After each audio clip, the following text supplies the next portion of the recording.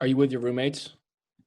Yeah, they're all in their home offices, and now I'm in mine. I live with Taylor Thornton, who was a senior at Northwestern when I was a freshman, and she just started a new gig at Morgan Stanley, like moved across the country from LA where she was acting and doing some modeling stuff out there. So like total 180. Yeah, wow.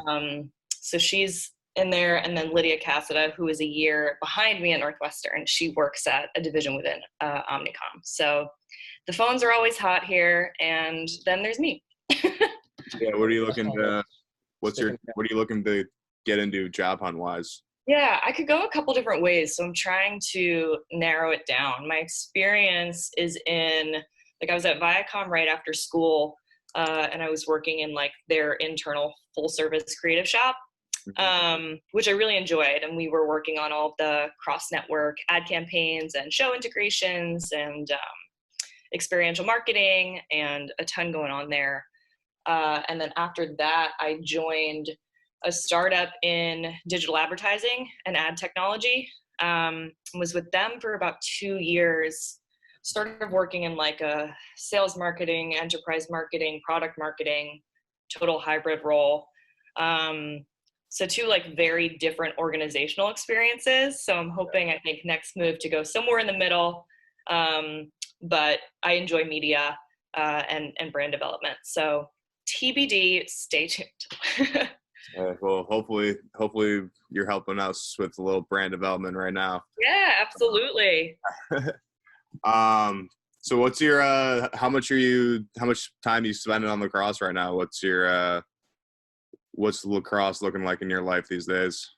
Well, pre-corona, it was taking up a pretty good chunk. So I was planning to coach a couple different teams.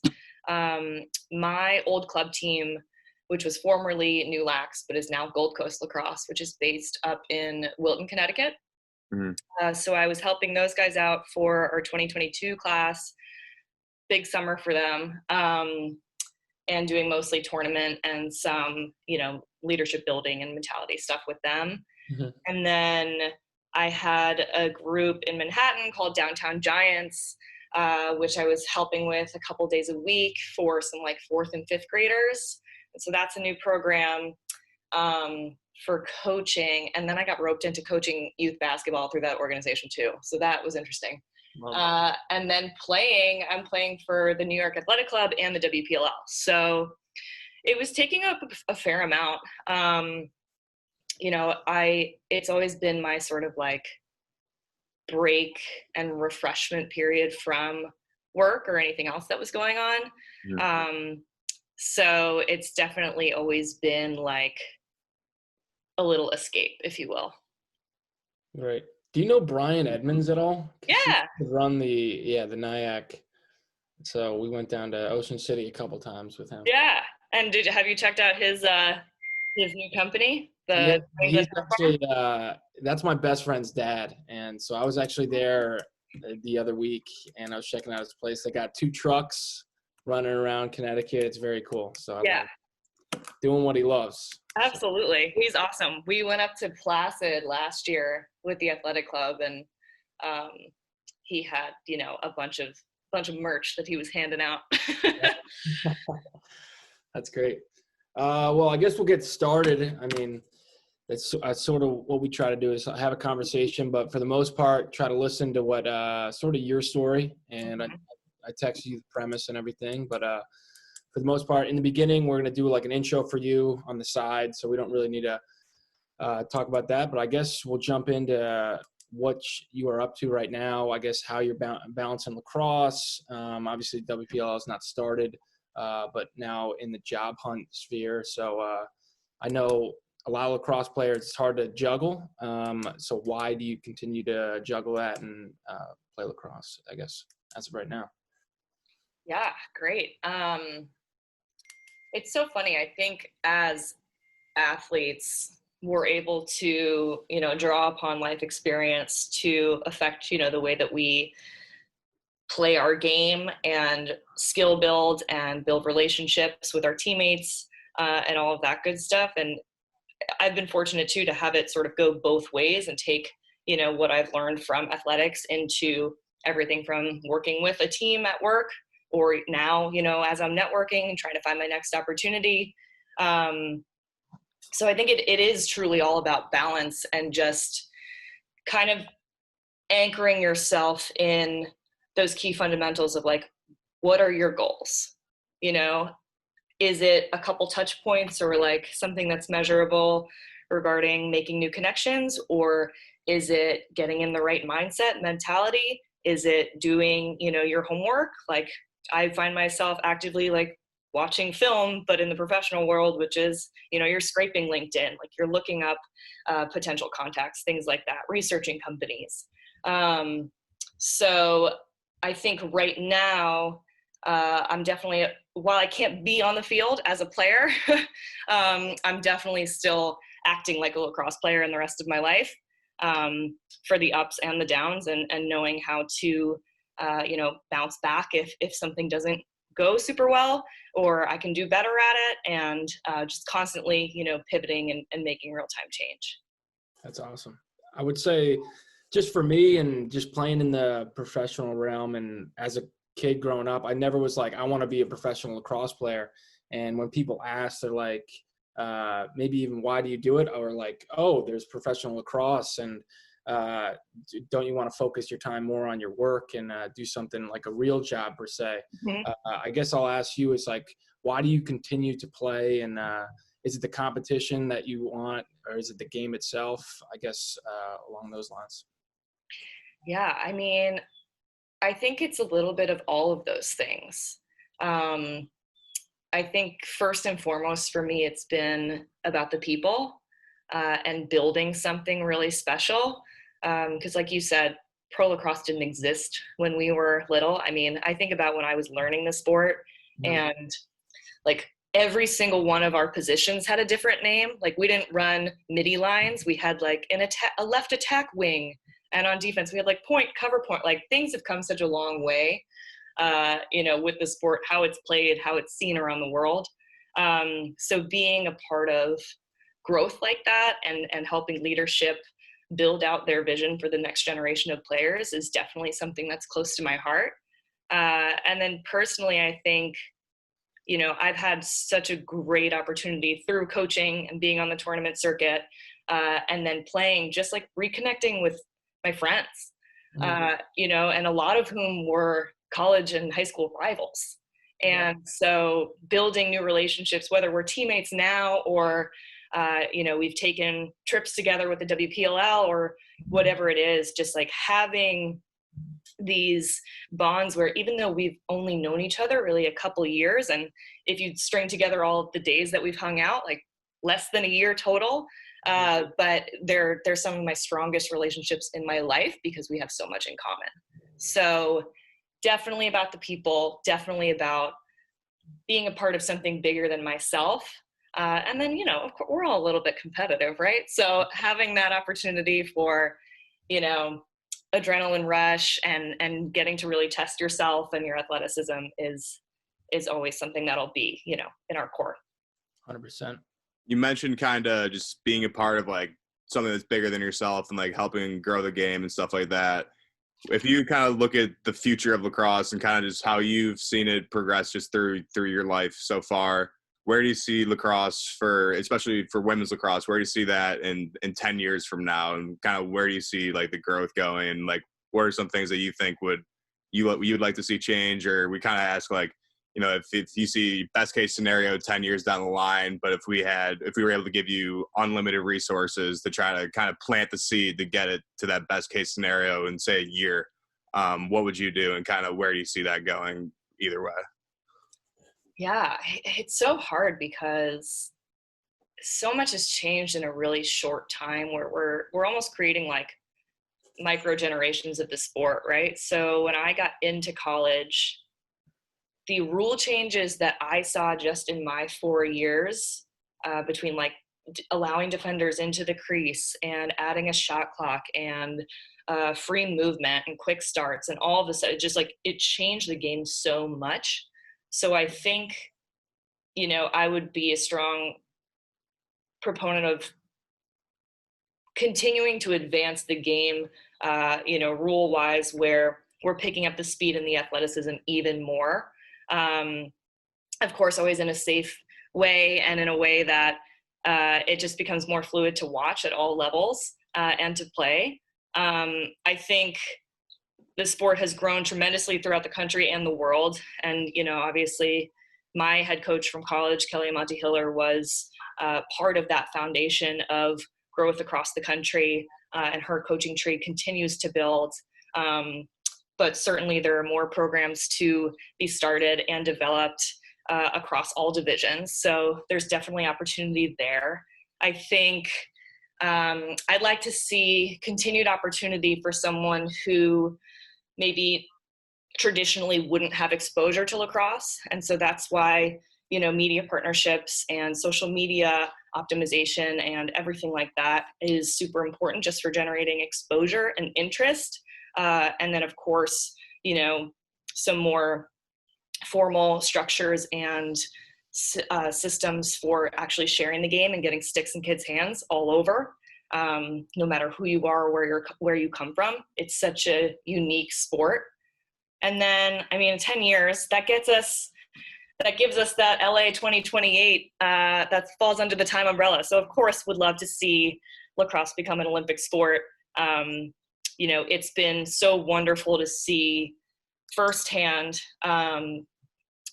just the different ways in which different areas of the country just approach the game and game strategy. And I think, from that experience, we'll continue to just lift each other up and become even more dynamic. So more opportunity, more exposure.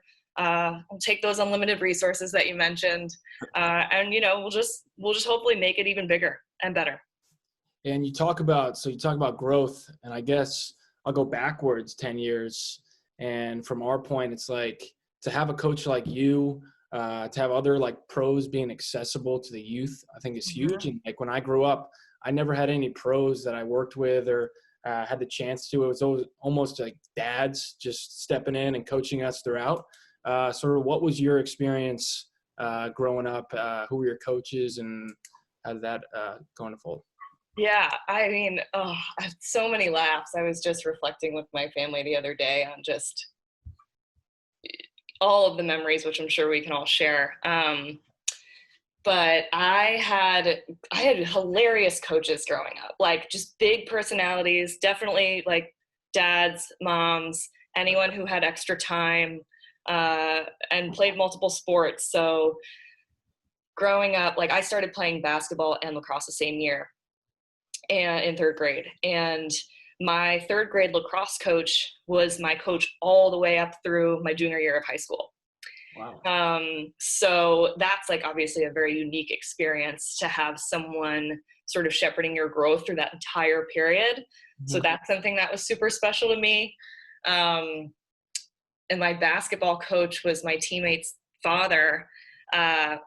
We ended up winning, like, it was our church basketball league, and we won our fourth grade, like, archdiocesan championship, which was the biggest deal in town. And we have a banner hanging up in the St. Mary's gym up in Katona, New York.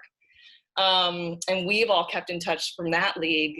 And we actually even started a team in New York City. Like this year, I was playing in an adult co-ed basketball league. So I think what my coaches that I was fortunate enough to have, they really drilled in just what it was to be an athlete and a player and a teammate and all of those core values. And we were never the most skillful team. We really had heart and just went for it so confidently. And I think now with so much more dynamic training available, and, you think about physical stuff, like you even watch what Shake School is doing on movements and any sort of like footwork flows and stick work flows and things like that.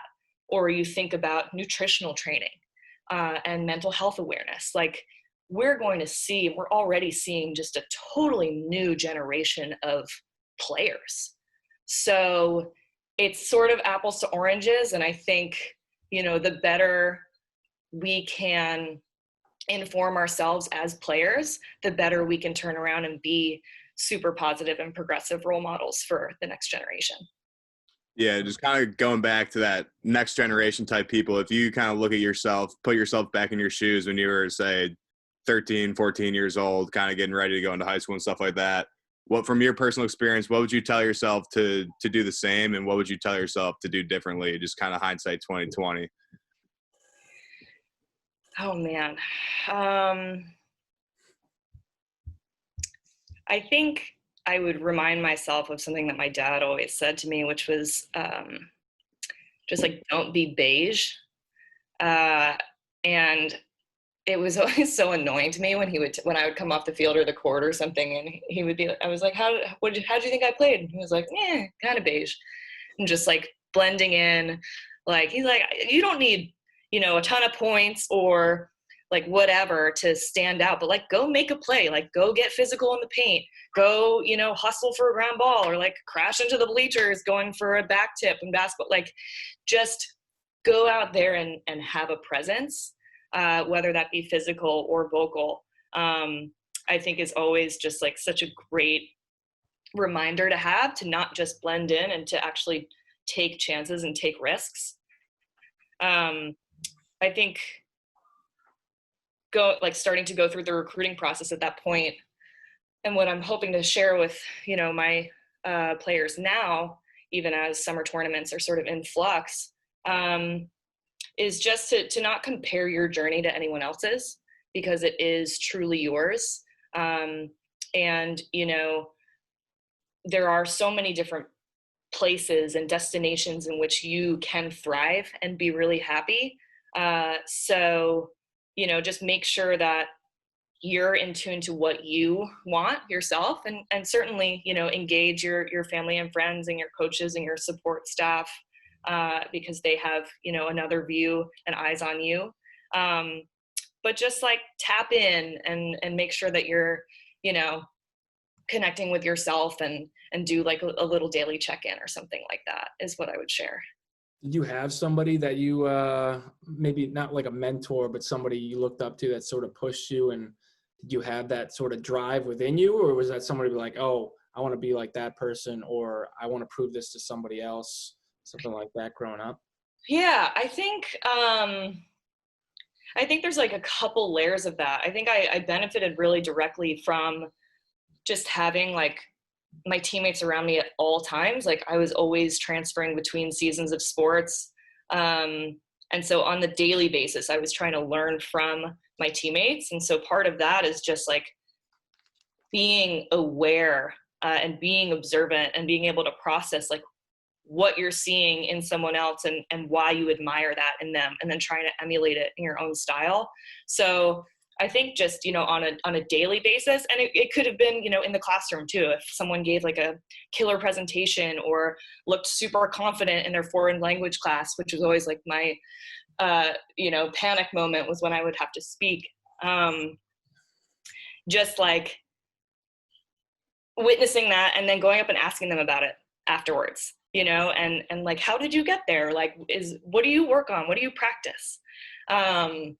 So that, and then of course, like, I always had, like athletic mentors or role models that I was looking at. And especially when I was starting to, narrow down my list, for colleges that I wanted to attend, I was focusing in on the Northwestern athletes, and I was watching old film from Kelly herself, and, just the way that this team was doing things differently. So I think probably like a more abstract answer to that question.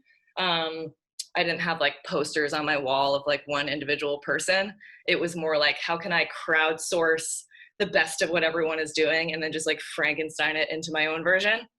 But yeah, I've been really lucky to be around a number of people who were so open and willing to share with me, if you just ask. So, yeah. 100%. That's huge. But did you have like growing up, and you said you played basketball and lacrosse, and you talked about having moments of winning a championship, and it felt probably like the biggest thing in the world. And I can attest to that. So many different occurrences when I was 13, 15.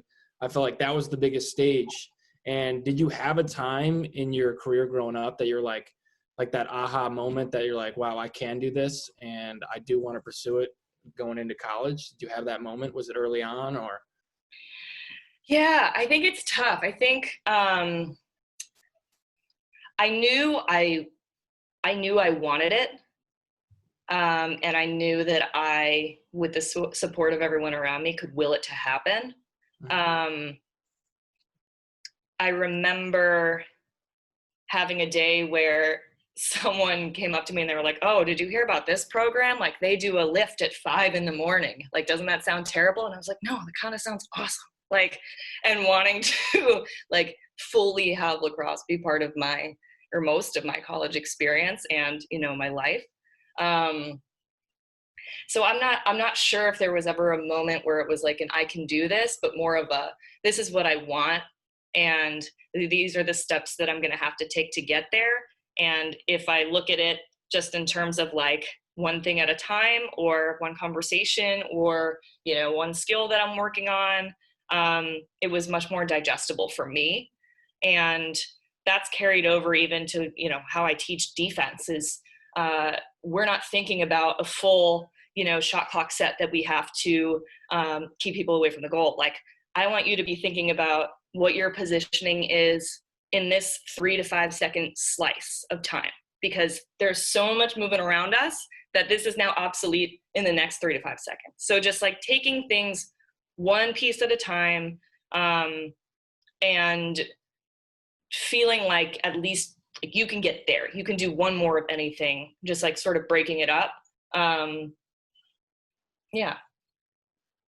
You were talking about just kind of like how things have changed, just like with like athletes now, just having all these different types of like tools for nutrition and getting different types of information for getting different types of workouts and stuff like that.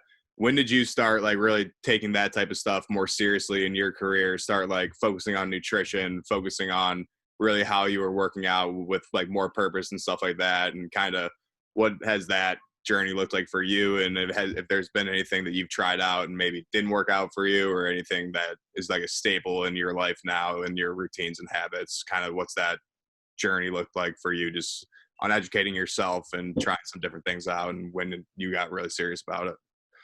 Yeah, I mean, it definitely didn't start for me until college, like really focusing on it. We always had like a very balanced and healthy household growing up, but it didn't start to be part of my like active focus until I got to college and they had a couple seminars on like, you know, what makes a good daily, you know, nutrition plan or weekly or monthly, all of these things, and focusing on what certain workouts require for, you know, fueling and then post recovery, as far as like nutrition goes. And then physically, I think I was really fortunate to not have any sort of serious ailments until the end of my sophomore year in college, when I slipped a couple discs in my back. And so I was never in treatment. I like barely stretched. I was just like cruising on through, and then totally messed up my spine and had to really take a beat and focus in and listen to my body on what it needed and put the time in. And, you know, you have a 2 or 3 hour practice session that now turns into 6 hours of pre and post, making sure that, you know, you're going to be good for the next day or the next game. So that was big for me. And then I think also transitioning into, you know, my life now, just because both of those time periods, like going into college, it was the first time that I was really taking care of myself. Right. And that was as a college athlete. And now taking care of myself, but as like a non-collegiate athlete, professional human, trying to balance it all. You know, I was working like a 9 to 6 job. I'm not like doing karaoke's on the way to the subway. Like it's definitely become more of a focus of mine. And I'm trying out a plant-based diet right now. So I'm on like week 4 of that, which I'm actually really enjoying. How's it like, how's your body been feeling from that? Really good. Really? Yeah, really, really good. I feel, and I've been like coupling it with some new like HIIT training, and we haven't been able to really go outside in New York. So my room is now also my gym and my office and everything else. But just really working on body and core and strength training, just in like small space with no equipment, and then eating well, hydrating. We can always be hydrating more. But it's been working so far. I'm pleased with results, and I definitely think I'm going to continue it. What are your typical meals like with the plant-based? So many veggies. We do, in Corona time, we've been doing like a weekly grocery haul. It's our social event of the week where we walk up to the Whole Foods and just like load up. And I'm so heavy produce, and I've gotten really crafty with like learning how to manipulate kale into so much variety where I'm not getting like tired of it, or I'm not like I'm eating leaves, you know?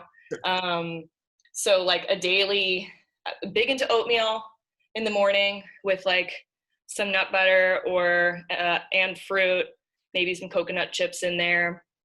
Probably do a salad, a green salad with a ton of veggies in the afternoon, and then another variation of that at night. And I have like a plant-based protein powder that I work into like a post-workout shake. And I've cut out tortilla chips because that was my nemesis, and I really miss them, but it's okay. When do you work out? How do you mix it in? Do you like in the mornings, or when does it happen? Yeah, I've been doing it in the afternoons, mostly just because the running paths here are less crowded because everybody's at work. Right. So when you're trying to go in like those peak pre-work hours or post, it's so hectic on the running paths. So I have been doing afternoons, but now it's starting to get kind of hot, so I might shift into the morning, and then maybe finish with like some sort of a stretching routine or loose Pilates or something at the end of the day to just like before jumping into bed. Is this like a temporary, are you doing this for a 3-month period, or are you trying to do this, trying to be a lifer with this type of stuff? You know, I'm not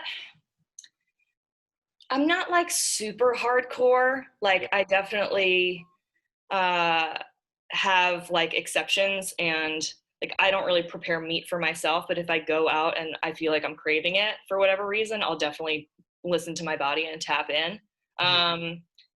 I'm not really sure, like it has a loose end date. I think if I get sick of it, or I start a different training regimen that requires a different, nutrient balance, then I would tap in, but I'm pretty happy with it right now. And it's definitely not like a struggle to satiate my hunger or anything like that. Like everything's tasty, and you get to do stuff, you get to cook. It's great. Yeah, that's awesome. I was thinking just obviously speaking to kids and working with kids, and you talked about you just had an active focus when you got to college, and obviously now taking being more proactive. I don't want to say biggest regret, but is there any times that when you're at middle school or high school that you put in like your investment of time was poorly done, or you wish you did something better? Not like a regret, but you wish you did more of, or you wish you did less of in a nutrition way, in a workout way, or a lacrosse way? Yeah, I think across the board, I've always been a bit of a procrastinator. And so whether it was with schoolwork or with training or with meal prep, I think I probably could have prepared better and more consistently to probably have made like better choices and ones that like wouldn't have stressed me out so much. But I always left things up to the last minute. So then it's sort of like, you just got to figure it out and get it done. So I think if I could go back now, and there's so much more available to consume when it comes to like helpful, personal development content and things like that, even like entertainment content, or like, I don't know, like teaching yourself a new skill or something online, that if I had not just like wasted all the time getting up to, the hour where I had to then get everything done, I think I probably would have been a little bit more balanced in my mentality. So yeah, I mean, it's definitely something that I try on a daily basis, even now, to curb, and just like, why would I push that off to tomorrow, even though we pushed this recording to today instead of yesterday? But like, try to just get things done as soon as they cross your mind. And then, you know, you'll end up feeling much more. How do you do that? How do you, just in terms of like, it's one thing to say it, but is there something you try to work on to not procrastinate? Yeah, I think networking has been a great challenge for that, just because it's never come super easily for me to just like drum up conversation out of thin air, or like purposeful questions, or, you know, whatever it is. So it's actually been a pretty unique case study now, because it's something that's not comfortable for me. So your natural reaction, right, is to like push it off and like, oh yeah, let's chat next week, not today, not this week, you know? So I've just been making myself book things like back to back to back. Let's set it up. Can you introduce me to 3 new people? Thanks so much. Like, I'll follow up with you right now after the call. So I'm hoping that carries over. And I think also getting fitness back into the morning will probably help with that too. But I agree. I think actions certainly speak louder than words. So we'll have to have a part 2, and I'll tell you how it's going. All right. You mentioned just having like a lot of different like content, like social media accounts and like content just that can help you extract value and like apply it to wherever in your life. What are some of your favorite accounts that you're following that you've gotten a lot of good value out of and you are finding beneficial, whether it be helping you find new ways to train with lacrosse, helping you out with your diet, or just what are your favorite accounts to follow and digest? Yeah. I think lacrosse wise, I'm blessed to be in a strong network of friends who are in the coaching space, or in, you know, that like influential lacrosse coaching space where they're posting, you know, training videos. Even like Kylie O'Miller launched an app, KO17 app. Highly recommend, like, so awesome, and like very baller of her from a businesswoman perspective. So something like that, I'm definitely always tuning into, also because I guard her most often in the in the WPLL season. So I'm trying to figure out what she's working on. I think, what else have I been watching? I'm trying to get back into the podcast game. So this is very kismet timing. My brother had turned me on to a podcast called Business Wars, which unpacks like all of the biggest Fortune 500 rivalries from their origin stories. So you take like a Walmart versus an Amazon, or a Coke versus Pepsi, Starbucks versus Dunkin', and it takes you like totally behind the scenes on, you know, how they each had ebbs and flows and reacted to one another, and just like how the competition evolved. So from like a branding perspective and a marketing perspective, that's something that's super interesting to me, to get behind the scenes on, you know, just like this story of enterprise growth through time. You know, I'm always flipping through TikTok, Instagram. These kids are coming up with very entertaining stuff. Yeah. And, you know, I'm just pinning it, saving it for later. I think what's great is there's so much that's already been created, but there's so much that's being created every day. So sometimes it can be overwhelming to keep up. And I think one thing too is I'm also trying to get out there and create my own stuff, whether it's publishing or not. But like getting super creative on how I'm training or how I'm coaching. Like every Wednesday night, I've been hosting an Instagram live for my club team where I have no equipment. I have my stick and like a loose area where like children sometimes run into frame. Like we're really bare bones here, but finding creative ways to train. So it's like definitely be a consumer of content, but also take that into like creating your own. And again, whether you're filming it, publishing it, whatever, but just like continuing to bring that into like a creator perspective. I also just wanted to mention, have you heard of the podcast How I Built This? It's like an NPR podcast. Yes. I was going to say you should check that out, because that's kind of like the same idea as what you were talking about, that Business War podcast. And you literally can just scroll through and just hear stories from all the founders from different companies, and they obviously label them, but that's Amazing. one that I've definitely found beneficial and help me out trying to start stuff like this and just get some inspiration, get some ideas from different people. Yeah, fantastic. I know, and Gary Vaynerchuk is another big name, of course. He's very outspoken. Big Gary V guys. Yeah, I figured. But I guess going off like how you sort of change and been creative with your workouts, have you in the last like 5 years or even 2, has there been new habits or change in your workouts that you've sort of focused on? Yeah, I've tried a ton of things, and I've tried a lot of things that didn't work for me. But then I've also found stuff that I really love. So like I was doing the ClassPass thing for a bit, and I was able to book like a couple different sessions at different studios around New York City.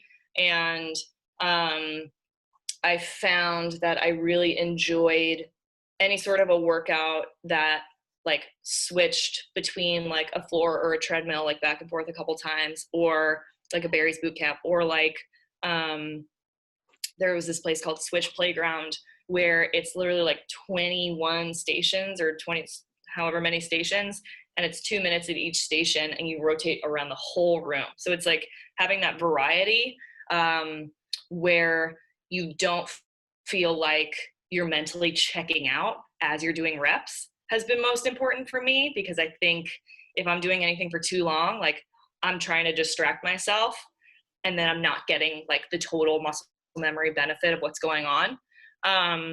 So I like a ton of variety. I think every day that I get older, my muscles get tighter. So I'm trying to work in more regular stretching and rolling out. I started biking again. And by again, I mean like I biked as a child through the neighborhood and then never again. And so if like running was ailing a knee or an ankle or something, historically I would sort of just like take a break. And now I'm like in the city bike network where I'll knock out, you know, just like a 10 miler and feel really good and loose and get my heart rate up. So I think just increasing variety. Like I've always been a multi-sport athlete and benefited from just like different training and accessing different muscle groups in different ways.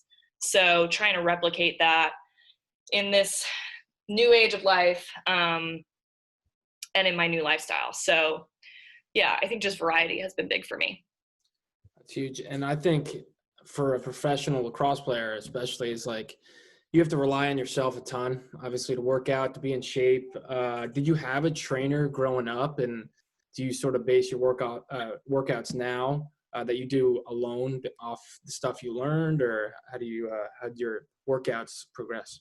Yeah, I never had like anyone personal to me. When I got into high school, we would do some team workouts at like a CrossFit studio nearby. So that was helpful to like have an understanding of what like a circuit looks like, instead of just like me in my home gym, just like pulling on stuff and not really knowing what it was doing. And then I think college was so great because we actually did have a trainer who would explain to us, you know, why we were doing everything and why it was in this order, and why, you know, you're not going to do this a couple days in a row or whatever, and focusing on that long-term growth and sustainability. I think sometimes, you know, we want to like try something new, so we go 150% at it, and then it's just like too much, and you have to focus on the long-term growth plan that's more sustainable instead of just being like hot and heavy. So I'm definitely like, I've pulled up some of my old workout packets from college, and I'm not going to run 300s ever again, but just like having that sort of breakout of sort of like a running and then a hip movement and a lift, and just sort of the cadence of that has been helpful. And then friends too, like I'll text my friends who are coaches and trainers and ask them for stuff all the time. Like Shelby Fredericks is a great example. I'll ask her for like a circuit and she'll ask me what I want to target or what I want to work on. And then she'll send me like a full, plan in like 5 minutes, which is definitely a perk of our friendship. And I don't take it for granted. So I think learning from all over, but really focusing on that like week to week, month to month plan instead of just like, today I'm going to do abs for so long that I can't ever laugh again, which is just like not a great idea. Right. You've tried, so it seems like you've obviously tried a lot of different things. If you had to pick one thing that you've added to your life and habits in the past like 5 years that's had the number one most positive impact on you, and whether it be in or outside of lacrosse, but just with all these different things that you've tried, what would you say is the number one thing that has been the most positive impact for you in terms of things you've tried out? And it's a big question. Hard hitting. It is hard hitting. I think I would say from like a mentality perspective, just like being really honest about progress. Mm-hmm. And progress, it sometimes has like a nonlinear path, just like I think even like career trajectory and playing time or like whatever's going on with you. Like, again, it's going to be its own journey that's specific and unique to you. So you have to be willing to be transparent and honest with yourself. If you're coming up short or if, you're acting out of character or, you're not giving enough to, this relationship in your life or this skill that you said that you wanted to build and develop, but like, you're not really doing it. Like just sort of scheduling that time to really look inward has been very valuable for me. And I've been able to access it in a couple different ways, like whether it's like journaling, writing, just, looking in the mirror, or I do like 2 things. So one thing I do is like I have a personal holiday, which I recommend that everyone adopts. And it could be your jersey number if it's falls in the days of the month or whatever number you choose. So every month on the 23rd, I have like a little personal day, even if I'm going into the office or I have a game or whatever. But every month I just make sure that I'm checking in with myself. I'll treat myself to a coffee or like a scoot around the park, with a jamming playlist or something like that, to just like schedule the moment to check in with yourself so that you can, have those inward conversations. And then it also comes out for me through music. So like I sing and songwrite, on the side of the side, which has been like really therapeutic for me. So just like figure out what works for you. And that's something that works for me. And I can do consistently, as long as I schedule the time. That's awesome. I like that. Yeah, I love that. Personal holiday every month. I haven't heard that. Well, it's great because it's like it's frequent enough that you can sustain it, right? And that you have something to look forward to. But it's infrequent enough where it still feels really special. Yeah. And sometimes it sneaks up on you, which is my favorite. And you look down and you're just like, oh my God, it's the 23rd. Like, I'm gonna go take a walk, So yeah. You check out, do you kind of just like check out from like all like other people and like social media on that day and just kind of like just keep to yourself, or you try to incorporate some other people into your personal holidays, or how do you do that? Yeah, I think it depends. I think that's the other beauty about like how flexible it is and how you do get it every month of the year. So like, I think I'll have a moment of reflection that is consistent throughout, and I'll just like figure out what I need. And if it's alone time, I'll take alone time. If it's social time, I'll schedule social time. Or if it's, reconnecting with family over Zoom or, FaceTime or anything like that, I'll do it. Maybe it's baking a pie, like one of my favorite things to do ever. Like, I think staying really flexible with it, to give yourself that opportunity to like zero in on what you need, but have it be structured enough where you're not just going to be like, oh, like that's a stupid thing I came up with when I was, 25 and now I'm 26. When did you start doing this? We had a different variation of it when I was a freshman in college, where we had a group of like, I think there were 10 freshmen or 11 freshmen, and we would try to schedule a dinner once a month, because everyone was always in different classes and different dorms, and we all were sharing this experience together. So we tried to do something monthly, and just getting in the comfort level of like scheduling something, like I knew that the monthly time period worked for me. So then I think later in my career, like maybe junior or senior year, when I was living off campus and had like a bit more autonomy on how I was spending my day, that's when it sort of started for me. And then I've carried it all the way through, and I share it with everyone. So it's always someone's Jersey day or their personal holiday, whatever you want to call it. I like it. You mentioned going just like some like ups and downs and like being able to just kind of look yourself in the mirror through the ups and downs. Do you have any like vivid failures that stick out to you that kind of helped lead to success, and you were really able to kind of look inward and kind of dissect and then what you kind of took from that? But any like vivid failures that kind of stick out and kind of helped lead you, whether you knew it or not, but looking back kind of helped set you up for yourself and success in the future? Totally. I mean, disclaimer, like I think I failed at something every day, which was like a goal of mine to make failure a bit more accessible, and less daunting. If we because failure is a part of growth, right? So if we're never failing, it means that we're very much within our comfort zone. It doesn't mean that you're like the best or you're a perfectionist. It's like, okay, like you're good here now, like let's widen that, let's challenge, let's take some of the like weight off of failure and actually look at it as an opportunity to then pivot. So I've had a couple pivots, but like of things that didn't, work out traditionally. Like I remember coming in freshman year, and I was 2 years behind Alyssa Leonard, who is like game-changing draw control specialist. And so I had my freshman year and my sophomore year with her.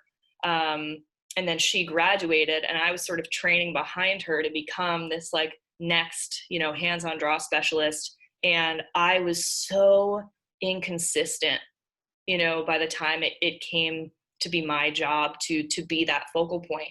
And it's not because like I wasn't putting the time in, or maybe, my reps weren't focused, or maybe it was just like the game was changing or what have you, but I failed at that job. And it pivoted into this really wonderful opportunity to then help, the next person come along, which happened to be Shelby Fredericks, who I know you spoke with. And she was amazing. And so it gave me, and I, as a competitive person, it was a real mental struggle to, it wasn't even my torch to pass, right? Because I never even had it, but like to swallow my pride and say, you know what, I want to be the best teammate possible. Like I couldn't nail this skill. I was like, I would get like a great one, like 1 out of 9. And then the others were just like so hard to predict. And that's not what you want out of the position. And it turned into such a great, teammateship and friendship. And, I wouldn't change that failure for the world. And then even I think about like what I was studying in school. Like I was pre-med, all the way through my sophomore year. I think right at the end I made a change, because I always wanted to be a veterinarian. And I remember, this is my vivid memory, was I finished like a really long practice in a lift, and I had to run across campus in cleats and like full practice get up to a biology exam. And I got into the lecture hall, and I sat down for this like 3-hour multiple choice exam where the choices were like A through M. Like, and every single answer was like, oh, it could be A, B, C, but not D, and sometimes K. And I just like had a total breakdown. And so that, like, I failed at being pre-med. Like they always say, like chem and bio, like those are the weed out courses. Like I was a weed. I was weeded out. But it gave me this great opportunity to pivot into a totally different undergraduate school. And then I started studying something called learning and organizational change, which is essentially like the sociology of business and understanding team dynamics and how organizations, you know, as big as a Fortune 500 company to as small as our college team or our pro team or even my family, like how we deal with environmental change. And it totally repositioned my career and my interests. And so I think, you know, failure shows you something that you didn't see before. And then it's on you to make the right decisions with that new information, right? So how would those, so you talked about how those failures led to ultimately like the best thing for you.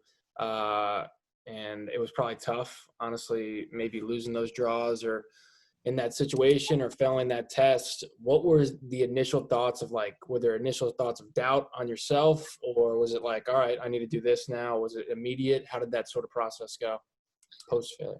Yeah, I think it's all of those. And I think like you can't skip any of those stages because they're all crucial to whatever your outcome is, right? So I think sometimes you need that self-doubt to then have the confidence coming out of it when you know that you've already analyzed, you know, everything about yourself, what your skills are, where you need to improve, right? And then you feel super confident in making like an informed solution, right? And an informed path to success from there.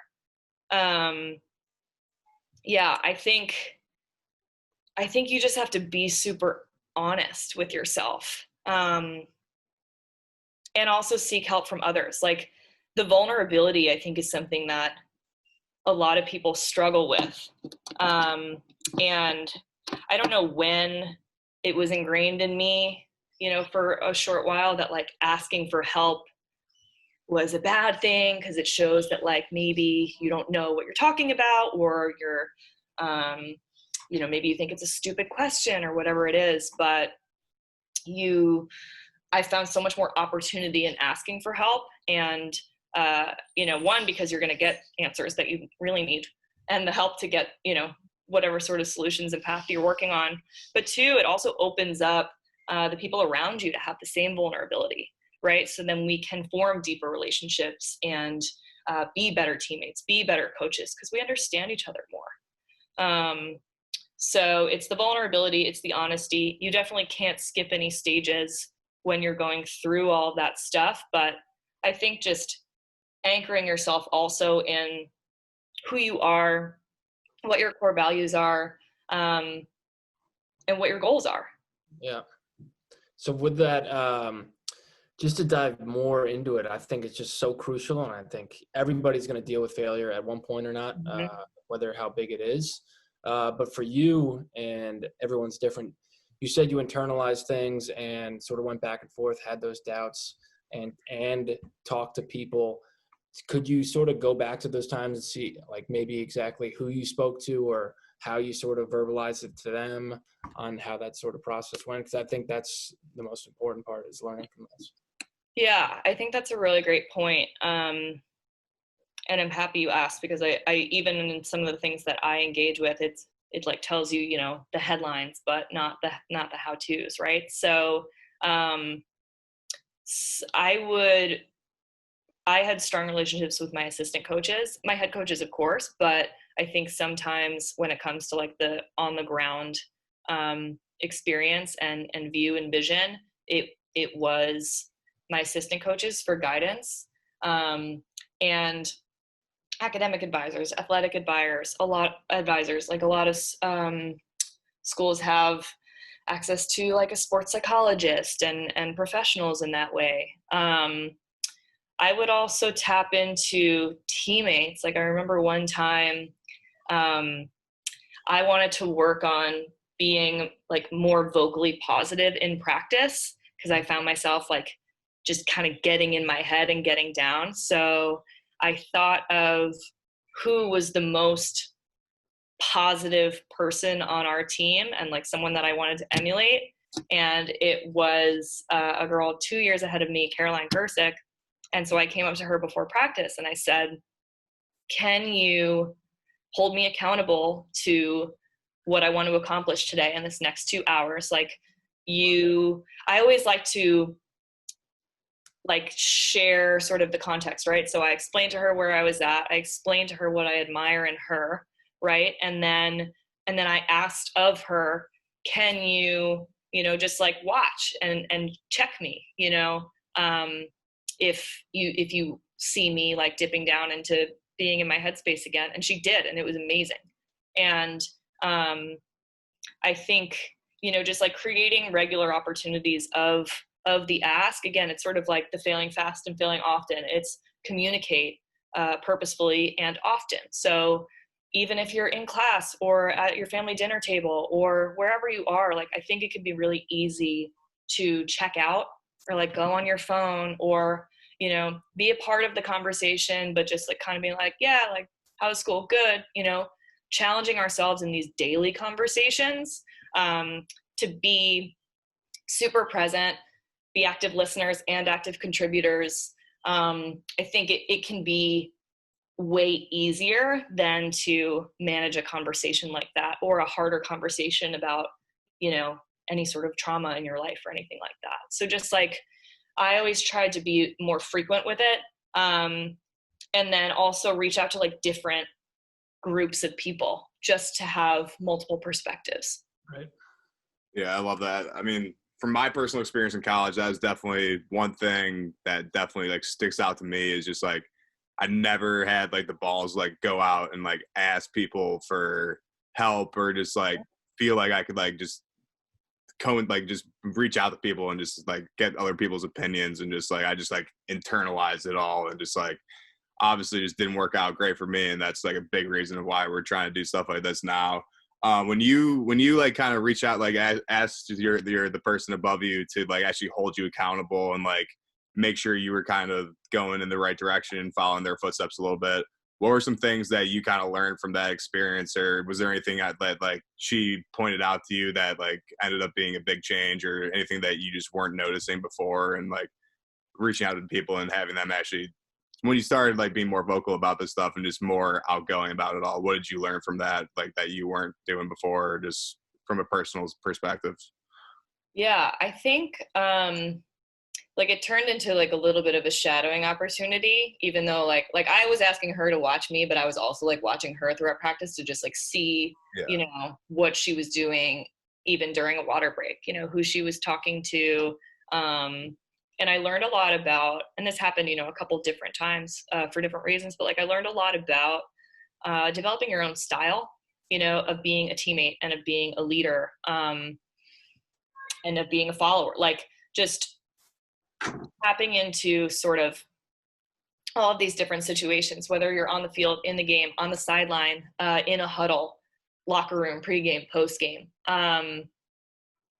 sort of like exploring in yourself what feels really authentic to you, and then consistently, practicing that. So like I was never a super vocal, locker room person. I was like a chill out, low-key playlist. If I get too hyped, like I'm gonna freak out and drop every single ball that you pass to me. So like very, very, very low key, and that worked for me. And when the game was on the line, right? I'm not gonna be the person that's in the huddle getting everyone like hyped up. I'm gonna be the person, and that's like Caroline was, where it's on the sideline and you're having a one-on-one conversation with someone about like getting them pumped, right? Or this is what we need to do, let's work together, or something like that. So I think I learned from her is just like, be you, be you consistently, and sometimes just like take the focus off of yourself, and look at who's around you, think about your common goal that you're working towards that day or for the season, because you are a part of something so much bigger than yourself. So sorry if you're getting some ambient noise from the home office. But yeah, to just like be, an authentic voice.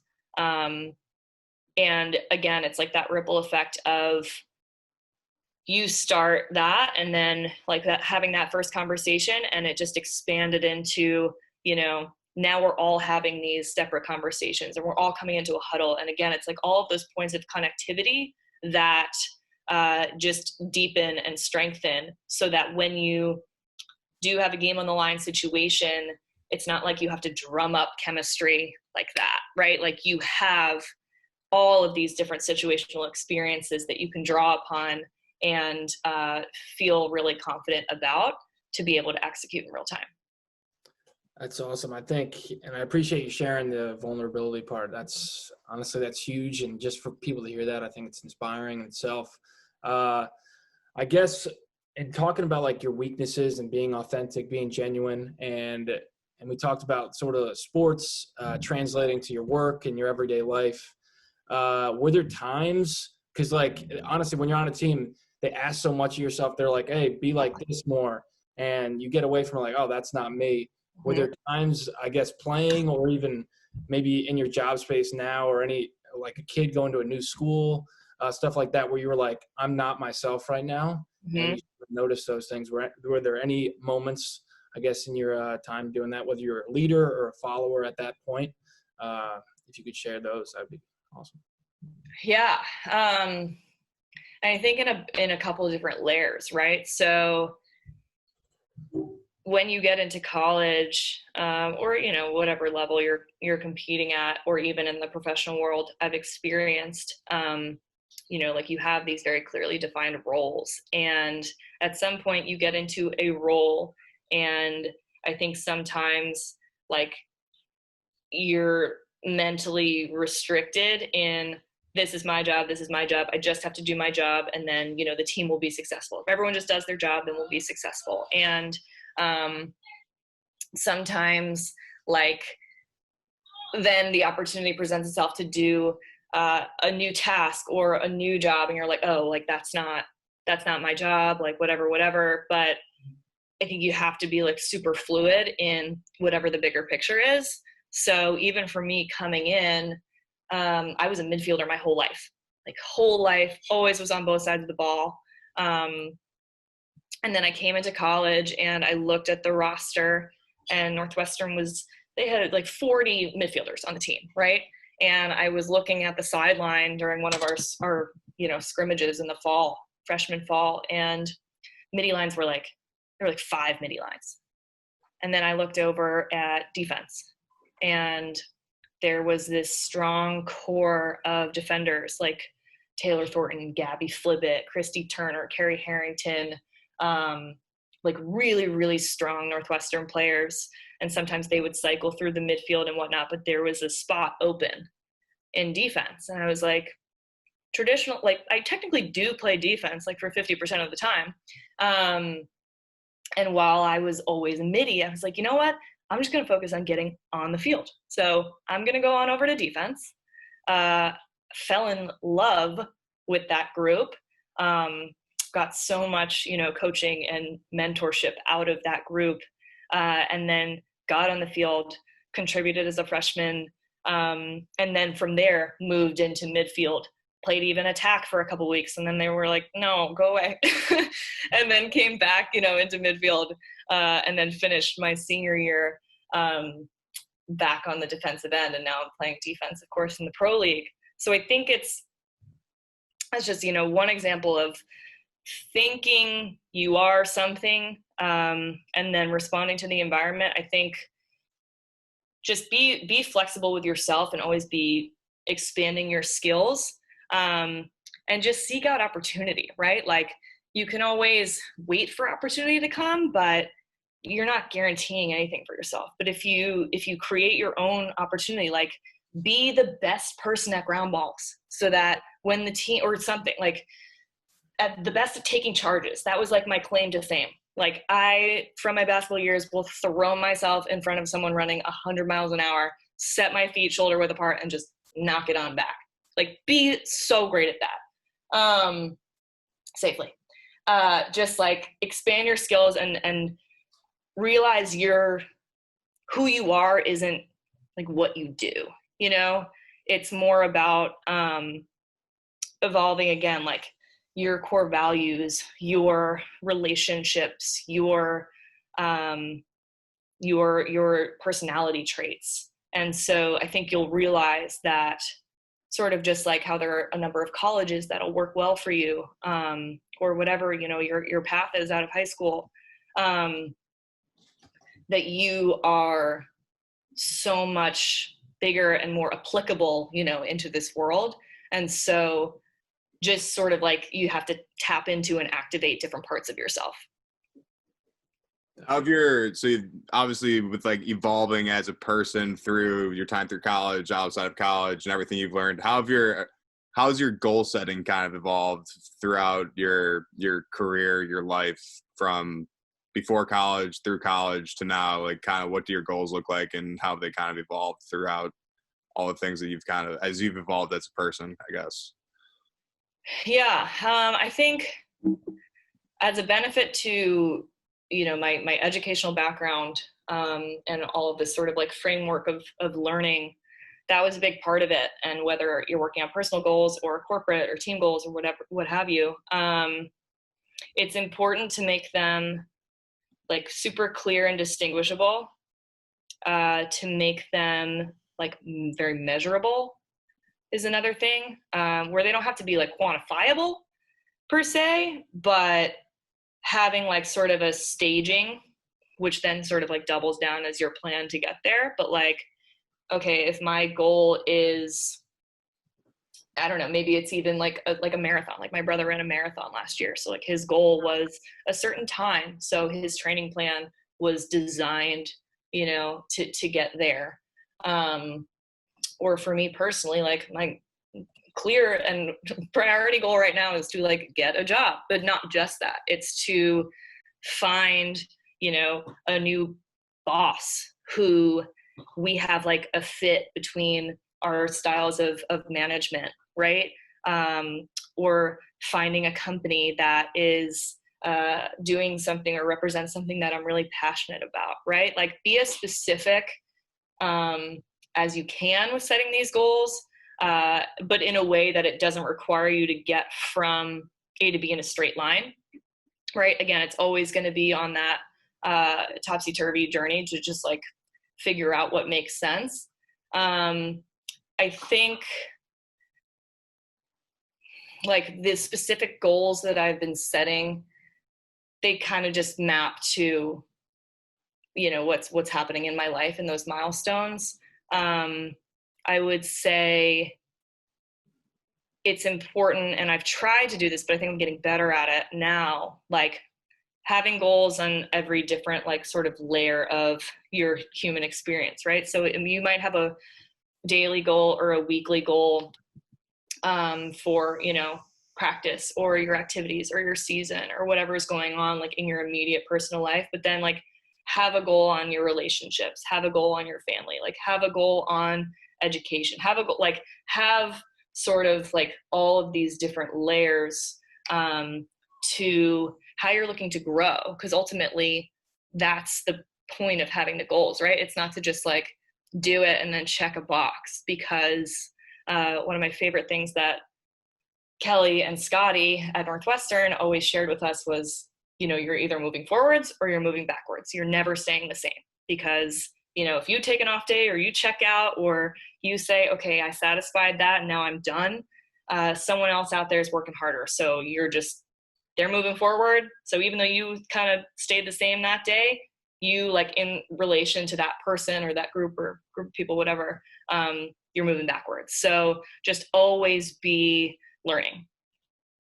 When you talked about like just finding, like at least with like your goal of like finding a job and just like what you're looking to get out of that, did you have like a bad experience with like your last job, kind of where like their values weren't really aligned with you? Or because obviously I think when like people are thinking about like getting a job first, for say, like I think a lot of people don't even like really look into that stuff as much, and maybe and then they get to the job and they're like, okay, I hate this job now. How did you kind of figure out like to put so much value on that, and how do you kind of go about trying to identify how the company lines up with your personal values, I guess, kind of? Yeah, it's a great question. I think the first thing is like throwing yourself into a couple different experiences to figure out what works and what doesn't for you, so that you can get closer to like what you want. So like my first gig out of college was a huge company, right? So I went from that to a really, really small company, and both were considered innovative, you know, in their own respect. But they each face their own challenges just based on size and growing pains. And I think when you think about how, you know, a career is changing and being redefined with this generation, you know, long gone are the days where you get in, you put in 25, 30 years and you get out, right? Like it's turning into creating this like very compelling, rich, you know, story with a number of pivots, and it's a passion project, and, you know, you're beyond the 9-to-5 schedule, and you realize how much time you're putting in to do the work and to be a team member and an employee and all of these things. Why should we treat it any other way than we would evaluate other relationships in our lives, you know, with activities or with people or what have you? So I think recognizing, you know, you're going to be here for so many hours of so many days, for so many days of the year, whatever, let's not just make it an okay experience, right? And so I think finding it is hard. And I don't think every place has everything that you're looking for. And I think, you know, I would love to down the road maybe run my own company, like who knows, start something. So going through the effort of like just learning about core values, like even my last company, I joined so early on that we didn't even have that sort of mission, vision, values created yet. So just doing some research on what those are, you know, what they mean and why they're significant at each phase of this company growth was really important, and definitely worth looking into for anyone who hasn't had experience with understanding what those mean. And then as far as figuring out who has what you want or what you don't want, so that you don't, you know, get there and it's a big surprise. Like I'm always working in culture and behavioral questions into interviews, and I'm having now a ton of informational interviews, which I highly recommend and I'm really enjoying, to just really ask people about their experience. And I found that they're really honest about it. And it's all in the way that you phrase a question, right? So it's trying to get away from those yes or no questions of, you know, have you ever felt this way? Or does the company represent this? It's more from your experience, you know, how have you seen the core values of this company present themselves in moments of uncertainty with the company, or when you're facing challenges? Do those core values come through? Or you know, how would you describe, like, the coronavirus has been a great lead, not great, but like a lead into a situational question of how has company culture translated into remote working?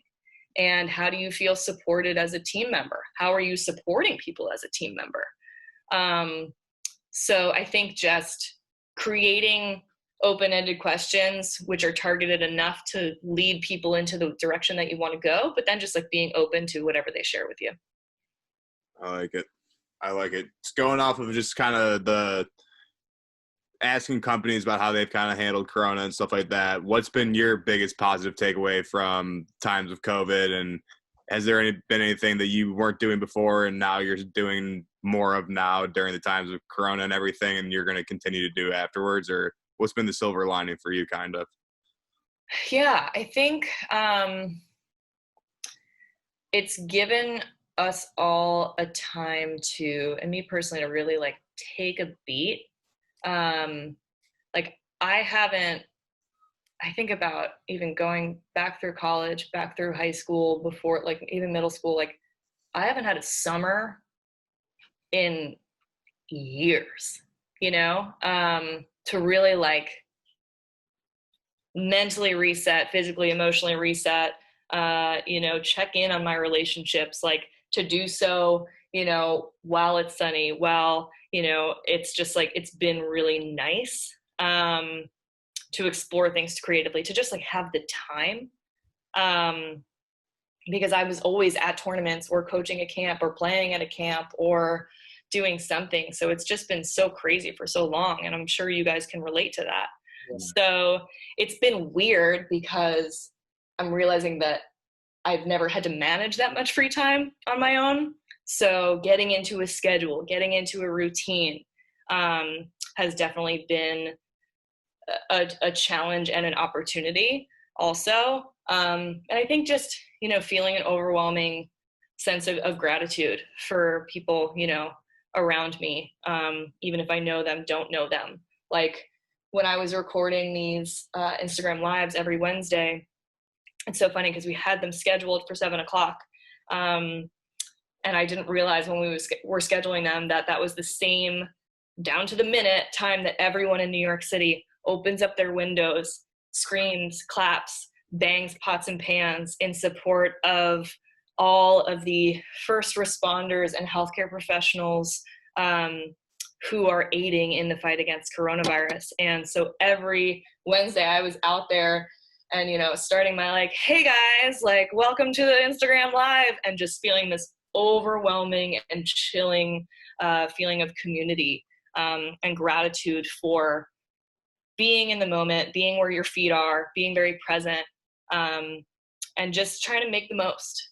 So I think I'm hoping to take that mentality with me when I get back into a busier, more hectic schedule, and always sort of taking the time to connect with people, even if it's a quick phone call. And where I think in the past I've been very like non-specific with my language for people, or like, just checking in, or, I hope you know how much I care about you, or something like that. And actually telling them, be like, hey, here are a couple things that I appreciate, in you. I have the time to tell you, I'm going to do it.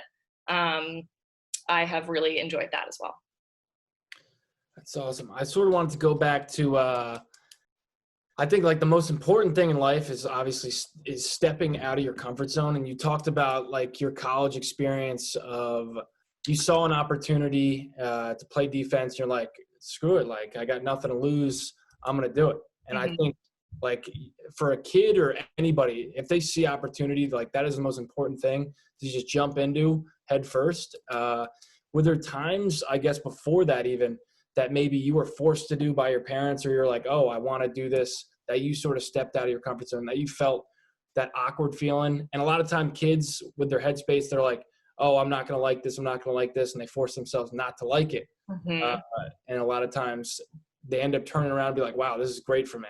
Were there any moments, I guess, growing sports or school wise, that you sort of stepped out of your comfort zone and found something that you liked?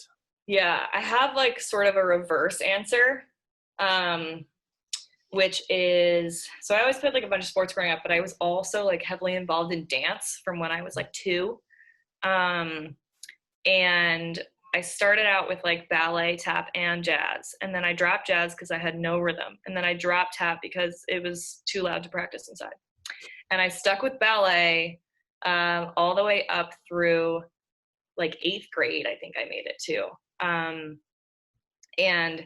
when I started out, I loved it. And my parents loved it. And like everyone was so supportive.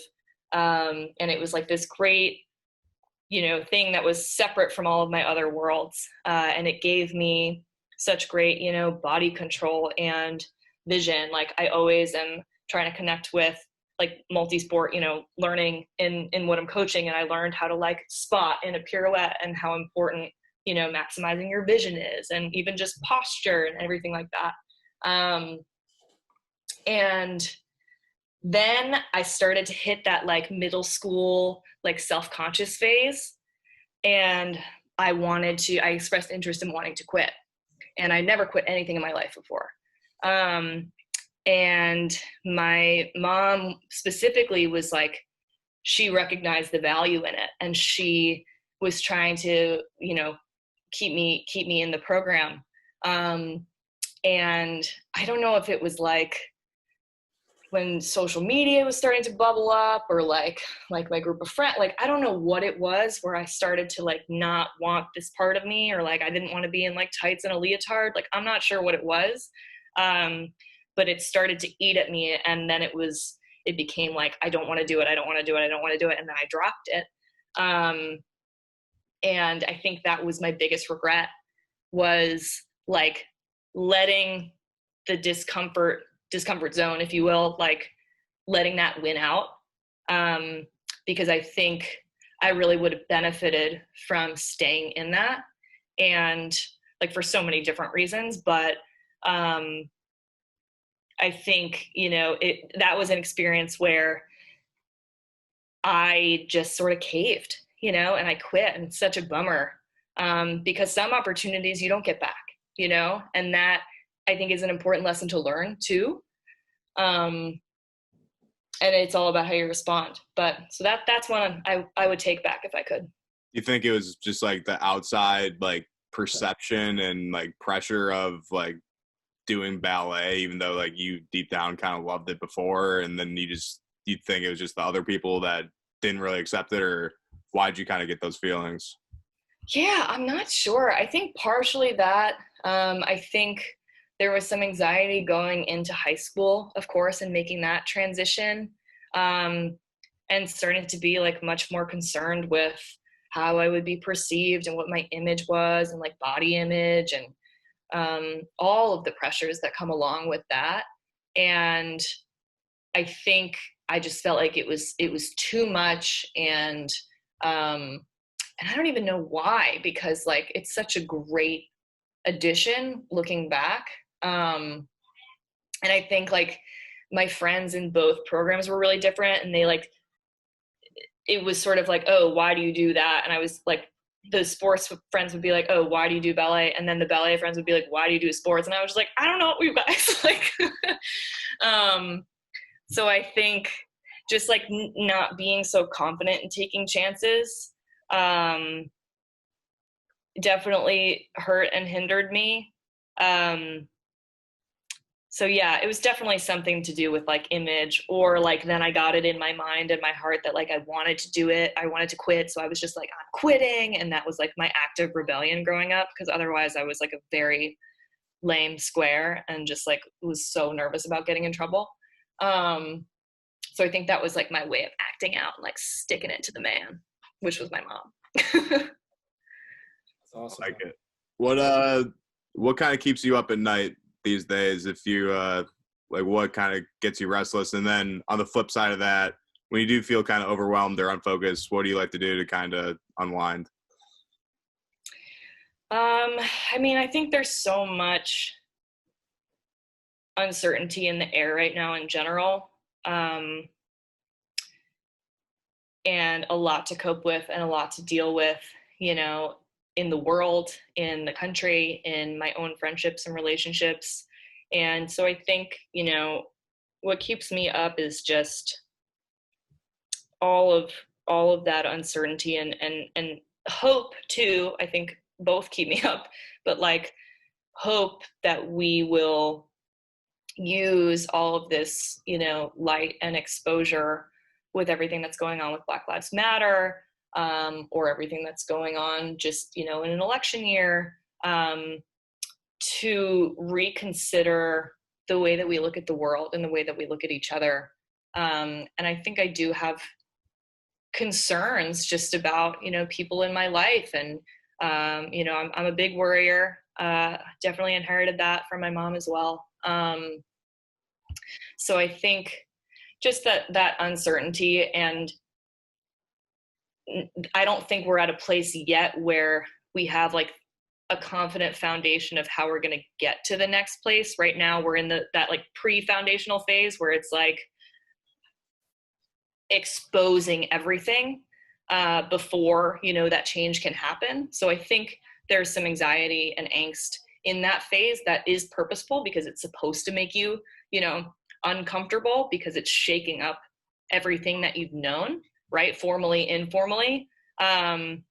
So I think I'm hopeful that we can shift into a positive direction. And, just like we've seen so much industry shift and disruption in the past decade, 20 years, that we can use those experiences to just reimagine infrastructure, across the country and around the world. And especially when you consider social issues. Right. And then how do I cope? I think I'd probably just lean more heavily into music again, whether it's listening or playing. I find a lot of calm and value in that, or just getting outside, getting fresh air, and then opening up myself up to new experiences and trying to just learn from people around me. I think there's so much, what do they say? Knowledge is power. I think, all of the knowledge and the exposure that's coming out, not that it's just coming out now, but that's getting, national coverage. You're also unearthing all of this very rich storytelling of triumph and success and meaning and emotion and things like that. So I think just trying to, again, find the hope in all of it and then plan for that next phase of activism. What are some things you're looking to try, you want to, in the future coming up, just with you trying to make the most of everything? What are some things that you want to kind of try or possibly mess around with and add more into your life, if anything? I think it's been tough because New York has been very closed. So, and I mean, so is everywhere, but I think when things open up again, I want to travel again. I want to see some new places again. I haven't had this time off in a while. And so while I'm still very actively hunting, I understand that as soon as I get into my new position, I'll probably won't be taking time off for the foreseeable future. Mm-hmm. So I think, I don't know, just visiting a new city or even just doing some research or trying to brush up on some foreign language skills is always a great one. Trying some new recipes. We're getting very chefy in this household. So that's been pretty fun. I think just craving really tactile experiences is big for me always. Finding moments to unplug and just kind of enjoying. Yeah. In the moment. Yeah, exactly. All right. Should we start wrapping it up a little bit?